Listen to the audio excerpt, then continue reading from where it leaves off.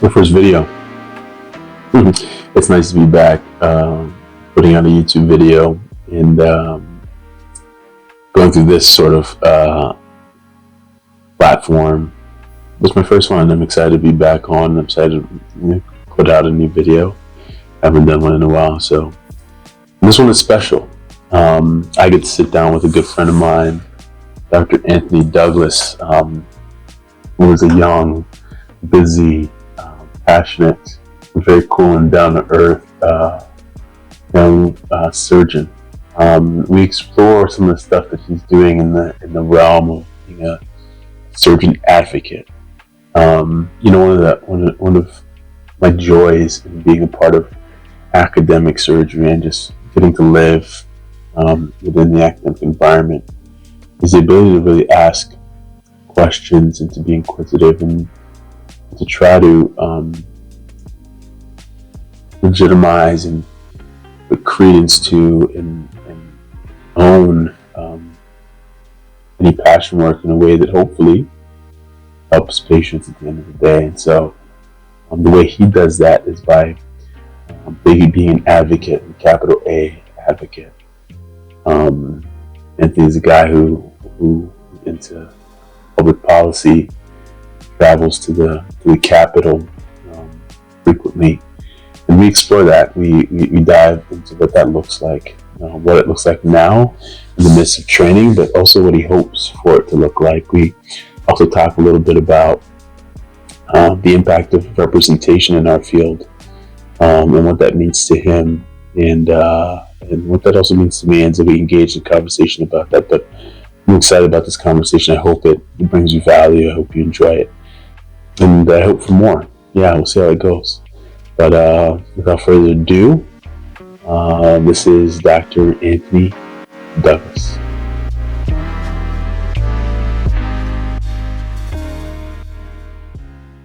Yo.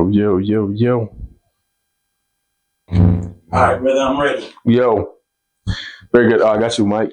You can just clip this on. Just clip it to my shirt? Yeah, let me turn it on for you. Nice. Cool. What's going on? Nothing. Just just running. Yeah. I just had a call with this lady I've been doing this policy work with. Oh yeah.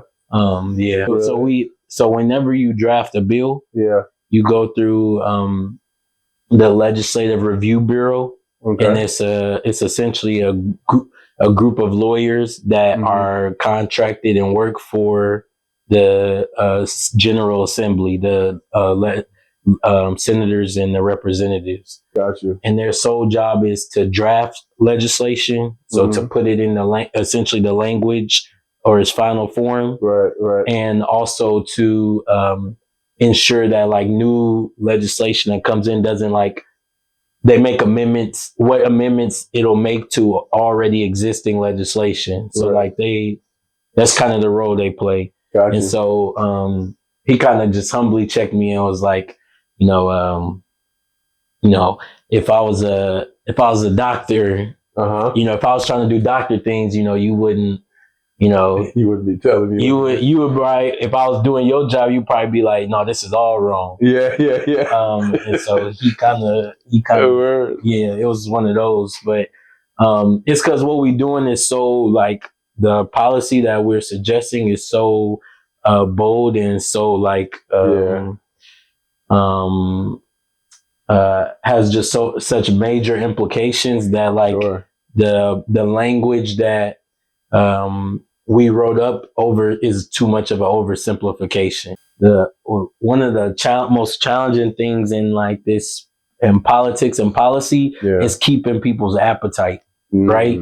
And so when every every little bump in the road is threatening to keeping momentum and keeping people's energy and engagement on what you're doing, right? Yeah.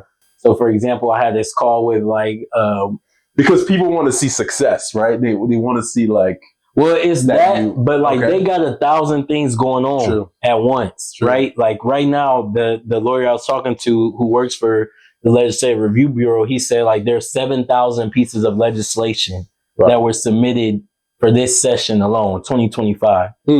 I got one bill out of 7,000, right? And so what he was suggesting was me going back to like the drawing board and like getting the Senate Democratic lawyers to look at it and to like help draft it and then submit it. But like one that like it sounds simple, but one you have to make it a priority for those people, right? They got a whole bunch of stuff going on. So like if that's not their priority, like you just tell me go have them like help you draft the language and make it come back to its final form. Like that's a lot of work in and of itself. Like you know, and then they have to draft it and then I have to send it back to him. He's going to accept it, but that's just one, like all that time I spent doing that is a lot of time I spend away from like lobbying other lawmakers and gaining support and talking to other organizations to get them to support it. So like, you know, it's tough. It's complicated. That's interesting. Yeah. Do you feel like you're pretty familiar with the process now though? Like in the last, I guess I imagine you've only really been involved in this stuff within the last, like your research years? Yeah. Or were you involved with this before? Well, being engaged this much into like the political process, it definitely started like last year. Yeah. And so it's, I got a good sense of it now, but you always learn something new, you know? But it definitely, you know, it's very complicated, but it's not necessarily complicated in terms of like the process of, you know, you have an idea for a bill. Yeah. You get someone to, you get a lawmaker that's interested in it, right?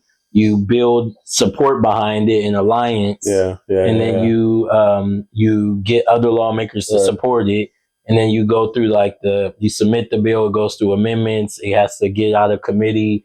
They vote in the House, they vote in the Senate, so on and so the governor signs it, right? That process is straightforward, but there's so many like details and like opportunities to lose momentum in that process where like these type of obstacles sometimes can really like delay and lose political appetite for it, right? You know, I think we can all acknowledge that what Anthony's doing in this space is pretty novel. I mean, I haven't seen it done in this capacity with this level of intention, my experience. So he's forging a new field. He's forging a new path, and it's pretty cool. You know, one of the things I was trying to get out, and I don't know if I did as well in really driving this conversation, was where does that passion come from?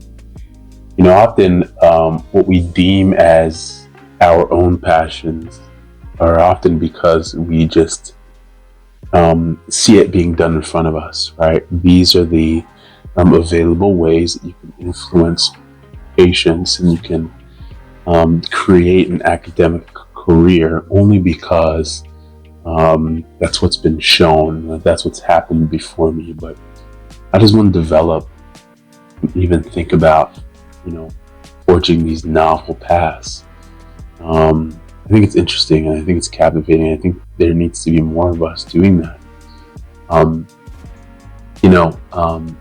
We talk about being a researcher, we talk about being an administrative person. In terms of leadership, we talk about being involved in education in very formal ways. But what is there beyond that? So much more that people can do.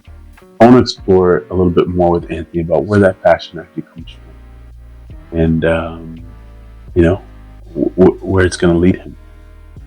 That's not where it started, but that's where I envisioned what I was doing over these 2 years. Where it was going is I wanted to equip myself and equip future trainees and future, surgical attendings, academic surgeons with the skills to step outside the hospital and address disease before it comes into the hospital. And so, that entailed my own education, right, and figuring that out. And I'm just thankful to have the mentors that I had, Dr. Rogers and Dr. Benjamin and Dr. Matthews and others who helped in that journey. Getting my master's of public health so I could understand how government works, so I can understand healthcare, our healthcare system, and why it works the way it works. How to advocate, how to lobby.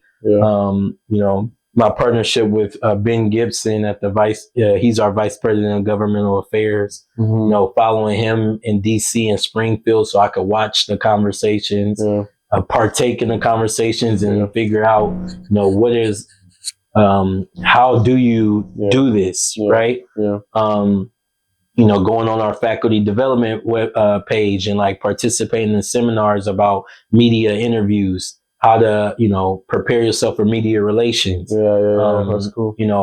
Social media campaigns, like how that stuff works. And then, of course, what was also important was the Leadership and Advocacy Summit, which I always tell like budding surgeons who are interested in this to go to that conference, because it's a intimate conference, but it's a chance, in DC, to be around like-minded surgeons.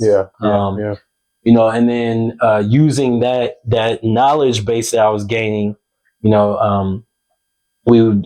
Rogers encouraged me to be bold, right? And he set me up for success. And we looked for opportunities that needed physicians' sponsorship and advocacy. And so we, an organization, Citizens Action Illinois, that was working with the prescription drug affordability in that space, needed some support. And so, Dr. Rogers, he cultivated that relationship. And through that, I started partaking in like the press conferences, the town halls, meeting with lawmakers to talk about our experiences in the hospital. And then ultimately it led to the bill being like submitted and discussed and debated, and it's still up for debate. But also that relationship with Citizens Action Illinois led to my testimony with the United States Senate committee, Judiciary Committee. So, that's a long answer for a pretty straightforward question, but I think that, my vision was to equip myself and to equip future trainees with those same skills to be powerful advocates outside the hospital, and to prevent disease before it occurs. I get to, in the place that we work, we get to interact with people with a lot of varying interests. We get to associate with this university and meet people who are doing some cool stuff. And we have a lot of opportunities to integrate all that stuff. So, what does it look like for you though when you're an attending, right? And, right now you have the pleasure of being in your dedicated sort of, professional development time. But what happens when the clinical responsibilities also, what does that look like? People always ask me like, am I going to run for office or whatever, but and they being silly, but I think ideally I would like to advise policy, help advise health policy. And really not even just health policy, but also social policy as well, right? Because social policy is health, right? Exactly. And so I see myself being in that role of being someone as an advisor to lawmakers to help them make educated and educated decisions about like how to make this decision making around policy. What is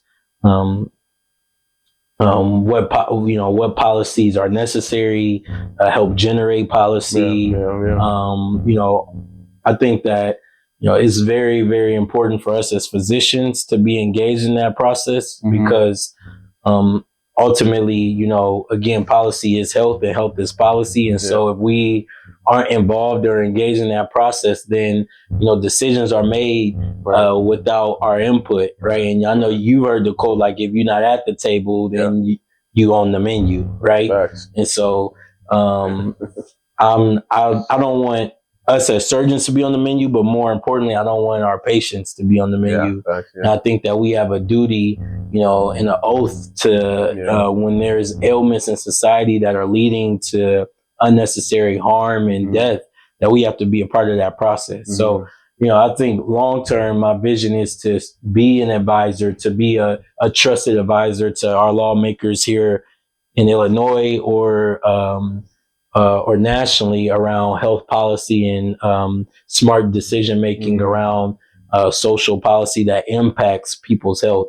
I think also, I see myself as a community physician, and I think that oftentimes in academic surgery, everybody's on the same lane, on the same track, and like you feel like you're forced to, fit the mold of academic surgery. You got to do a certain type of research. You got to be, clinically either known for your research, known for your clinical acumen or your clinical expertise, or you have to be known for education, right? Yeah. And I think that those are all important.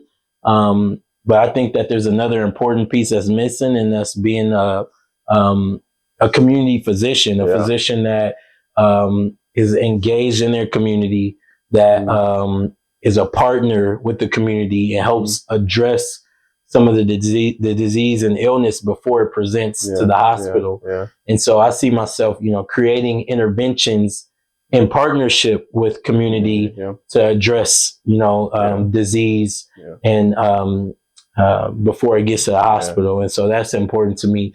I also think, research is important, and I don't want to downplay that. Like, that is a very important piece of what it means to be a surgeon. And by far, the worst thing in the worst racism that exists is racism in research, because that leads to real, not hundreds of deaths, but like thousands, millions of deaths, right? And so we need researchers. But I think that my research, I want to take a pivot and focus on health policy research, which is not frequently focused on as in surgery. But I want to research, either policy that I create and that is implemented, or existing policy to see how effective or ineffective it is. And I also want to do research on those interventions that, I talked about. How effective are these interventions that we're doing in the community to prevent morbidity and mortality?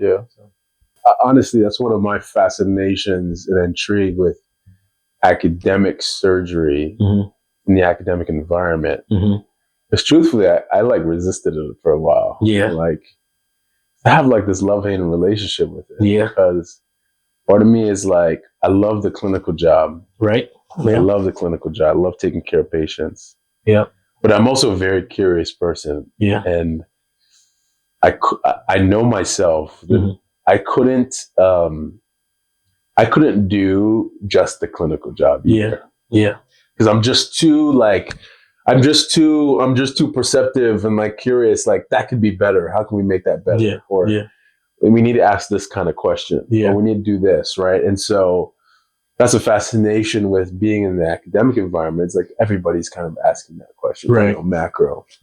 It's refreshing when you see people who are making their own lane and doing something that they're actually passionate about. Again, and not to bash on research. I think it's incredibly important. And especially for our population. But we know is notoriously not part of research. So we're making all those recommendations that, don't keep this particular populations in mind, and you don't know how that stuff affects them or doesn't affect them, So super important. I think that this is not popular. This is not a popular conversation in academic surgery, right? Because people, is one, like, it's different, right? And change is always threatening, and surgery is a very conservative as well as a traditional field, right? And so whenever you present the idea of like, the rat race of academic surgery, that's not a popular thing to say. You're right. But I think that to me, at least how I was raised, I was always encouraged, one, to be the best, but also to be bold, right? And to that you don't have to fit the mold, that you, and oftentimes, the greatest innovations are from people who decided to be bold and to do something different, right? When you think about laparoscopic surgery, the people who invented, the surgeons who invented laparoscopic surgery was like balked at. It was like kicked out of all surgery circles because of people thought he was dangerous and dangerous to patient care. And now, laparoscopic surgery is like, very popular, right? And so, and minimally invasive surgery. And without laparoscopic surgery, we wouldn't have minimally invasive surgery, right? So, I think that, especially now in the time period that we live in right now in our country, that this type of surgeon and stepping out of this frequently mold that we all have to fit into is more important than ever, because our society is ailing, right? There's it's a scary time to be in America, right? And so our country needs voices, educated, voices, professionals who have dedicated their career to caring for people, to step out of their comfort zone and to help address what's going on in society. So I think that, I'm proud ultimately. It's not, and again, like, it's not popular. I've had people, at my own institution, tell me, that this is not really a feasible career option, right? And that the individuals who are doing the work that you've done have already created a portfolio of research and academic accomplishments. And so that's why it's not really feasible for you to do this, because you won't be promoted. And I'm sure it comes from a good place. And, and I respect that, and I respect what, our elders, our mentors have to say, but, sometimes that's a risk you take, right? Like, and it's okay to fail, but, I'm gonna fail on my own terms, not, trying to run a marathon that's not my own. For those in the Raptors who didn't hear him say it, but I think the take-home lesson here is be bold. To be bold, to not be afraid to choose paths and choose directions that not many are taking. To be bold and for things to hopefully one day have an impact and to gain influence. It usually takes someone choosing the path less traveled. And so I want to commend Anthony for doing that, not always following what is typical or expected. Pretty cool. Can we switch gears a little bit? Yeah, for sure. So I wanted to talk a little bit about, like, I think we've touched on this a little bit. And we talked a little bit about your relationship with, like, Dr. Rogers and Brian Williams, but more on the piece of representation, and how important. I don't know what your high school and your college experience was like, but I always tell the story because I used to live in North Philly. Okay. And I did this summer project with my church, actually. Okay. And it was a bunch of, like, undergraduate students. And I was sort of like it was like a camp counselor role, if you will. But we went and we were playing basketball on some street in North Philly, and we're talking to people, and it was a lot about, like, finding out some social determinants of health stuff, and also some, like, future aspirations and occupational stuff, right? And one of them mentioned that I'm a doctor, I'm a med student at that time, right? Okay. And they were like, "Oh, really?" Like, and I always say that becoming a doctor, there's a privilege that it takes to become a doctor, right? Like, the idea of, like, sacrificing your 20s, like, really not working. Any sufficient work for a long time. Like, it takes a degree of privilege to be able to do that. But also the representation, like, when you don't see someone who's done it, it also doesn't feel particularly possible. Right. Right. What is that? What role has representation? Been for you? I mean, I think the black man, white coat, you can't be what you can't see, right? Yeah. And I think that, growing up in Toronto, right, is a different experience than growing up in America. But I think that, and I don't know how frequently you saw doctors, but for me, it was like my pediatrician was black, a black female. So from the day of my birth until I was 20 or 18 or 19, and I no longer was seeing a pediatrician, I was seeing a black doctor, right? So imagine, what that does for your psyche as a young person, seeing someone who looks like you, makes that dream seem more tangible, right? And then when I went to high school, I went to like this public high school, but each high school in the city had magnet programs for people who had specific interests. So like one school place was like technology and information technology, computer science. Another one was medicine, and one was like arts and sciences. So the school I went to was for medicine, and our junior year, you do clinical rotations where every Monday and Friday morning and afternoon, you go to this hospital site and you shadow like a nurse, or you shadow like a specific area in the hospital, right? And then your senior year, you get to do like a more one-on-one, in-depth like rotation, whether that's in a particular like hospital setting or with a particular physician, if you can find one. And so I did one with Dr. Carlton Lyons, who is an OBGYN. And at the time, I thought I wanted to be obstetrics gynecologist, which is crazy. I also had a month of that too. You did? Yeah. I delivered a baby. I was like, this is crazy. I said I want to be OB-GYN for a month. For real? In med school? Yeah. Yeah. I snapped out of it. Yeah. I don't know what I was thinking, but he was a black male, and come to find out, he actually delivered me. I didn't know that, but my parents showed me a picture, and he like of him holding me as a baby, as an infant. So I didn't know this, but I mean, it's crazy how God works and moments come full circle. But seeing him as a senior in high school right before I go to college, I'm inspired. I see myself being him and in his position. I know that people that look like me can do this, right? Oh, so that same Dr. Lyons, when I got to college, I had after my freshman year of intro courses, the weed out courses, I felt like it wasn't really feasible for me to become a physician. I didn't do hot in my first, course. I think I maybe got like a B- or something. And I was like, man, if my mindset was if I'm going to be a doctor, like I had to get A's and stuff, right? Or at least that's how it feels when you're in it.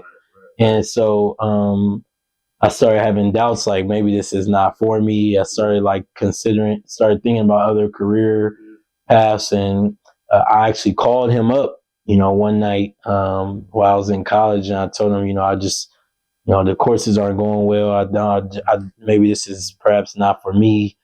And he told me, give it one more semester and give it the best you got. And long and behold, I did, and the semester went okay, and I kept going, and I finished, right? So like, not only is that was that representation and seeing, black doctors important, but it also is what literally kept me on the trajectory to becoming a physician.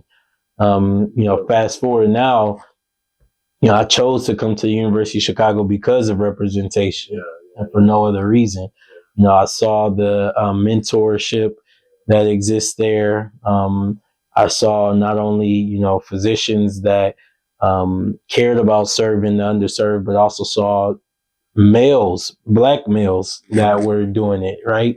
Which is like, that's to be a black man and to be a black man in surgery, right, is like you a unicorn, right? There's not many of us out there. So to see like that many in one department, I just knew, I felt confident like I could find mentorship here, and I could be inspired to be whatever it is that I want it to be, right? And so part of that inspiration ultimately is what led to me doing the work that I'm doing now, right? If I'm somewhere else and I don't have, the mentorship and the representation of people that look like me, then I'm probably not as bold and as courageous as doing something that hasn't been done before, right? So, yeah. Especially when you see people doing it, it almost feels like inevitable. It's just like, as long as I stick to this path, I'm going to be there too, Yeah. I think I've told you this. In my residency, I was the only Black person. Yeah, you told me that. Yeah. Which is crazy. As an intern, everybody in front of me. Didn't someone come in at your last year, though? No, after I left. Oh, it was the year you matched somebody. And then you was gone. But I came to, part of the reason why I wanted to come to was a lot about the story and, wanting to be a part of sort of the trauma center and was helping this community. Also, I said, what would it be like if I had my bosses and my colleagues and my, attending? What is even that experience? Right? Unfathomable. To me, it's unfathomable. It feels like, I don't know, when I talk to like Rogers, I talk to you. It feels like, I don't know, it feels like I'm talking to an uncle. It feels like, especially Dr. Wilson. Especially Dr. Wilson, right? It feels very close, and, I always felt like, man, like getting to train that kind of environment would be different. I think we tend to underscore the impact of representation. It's really hard to, as a young person, envision yourself in a position that you've never really seen anybody in. And then once you're there, the idea of kinship, of relatability, of familiarity is so important to the success and how you show up every day. And I don't think we appreciate that enough, especially in this time when there's such an attack on diversity and DEI and otherness. I think it's dangerous. I think it limits us. And spoken by the examples that Anthony gave, we see that the thought of being a doctor was not foreign to him because the first doctor he ever knew was Black. That is not the reality for many people.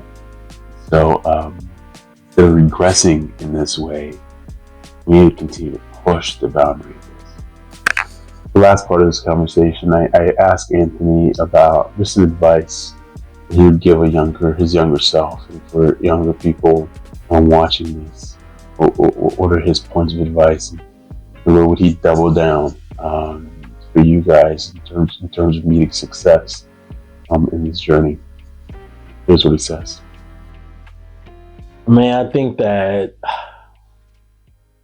I guess I think ultimately wherever you are in like your journey to becoming not even just a doctor, but in general, but I think that, work ethic is everything, right? I think that, anything, whatever dream, whatever goal you have, you just got to have just an aggression about pursuing that dream, right? Like a work ethic that, you outwork everybody around you, right? And I think that that's what ultimately, I don't really consider myself a gifted person, right? I just feel like I was someone who, worked tirelessly, tirelessly to just, pursue and accomplish what I wanted my life to look like and what goals I had. Certainly it took some divine support and intervention. And matter of fact, that's all it really took. But I did my part, right? And I just worked extremely hard. So whatever your dream or your goal is, the only way you're going to accomplish it is if you put in work, right? And then also realize that nobody is self-made, right? You don't make it on your own. You make it off the backs of not. Let me be specific, not off the backs, but on the shoulders of people who came before you, and who reach back and try to pull you up, right? And so look for those opportunities for people who are reaching their hand out and trying to pull you up with them. And ask for help, ask for support, ask for mentorship. Don't be shy. Ask for that mentorship.